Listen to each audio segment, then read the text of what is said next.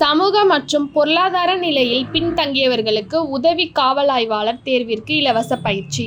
தமிழக காவல்துறையில் உதவி ஆய்வாளர் தேர்வு சில மாதங்களில் நடைபெற இருக்கிறது. இத்தேர்வில் கலந்து கொள்ள இருக்கும் சமூக மற்றும் பொருளாதார நிலையில் பின்தங்கிய குடும்பங்களை சேர்ந்த மாணவ மாணவியருக்கு வல்லமை அறக்கட்டளை மற்றும் TAF coaching academy, Tenkasi Akash foundation இணைந்து மதுரையில் தங்கும் வசதி மற்றும் உணவுடன் இலவச பயிற்சி அளிக்கப்பட உள்ளது. இது குறித்து வல்லமை அறக்கட்டளையின் நிர்வாகிகள் வள்ளியம்மை, உமாதேவி, அக்ஷதா ஆகியோர் செய்தியாளர்களை சந்தித்தனர். இந்த இலவச பயிற்சி குறித்து அவர்கள் கூறுகையில், உதவி ஆய்வாளர் தேர்விற்கு தயாராகும் மாணவ மாணவியர்கள் வல்லமை அறக்கட்டளை அளிக்கக்கூடிய இலவச பயிற்சியில் சேர்வதற்காக நுழைவுத் தேர்வானது வரும் ஏப்ரல் 29 தமிழ்நாடு முழுக்க 60 மையங்களில் நுழைவுத் தேர்வு நடத்தப்பட உள்ளது.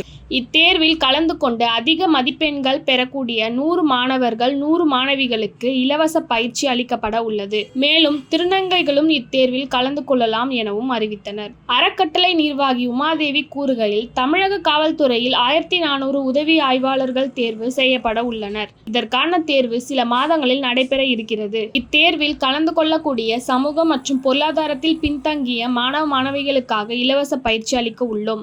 இப்பயிற்சியில் சேர்வதற்காக தமிழ்நாடு முழுவதும் ஏப்ரல் 29 60 இடங்களில் நுழைவுத் தேர்வு நடைபெற உள்ளது.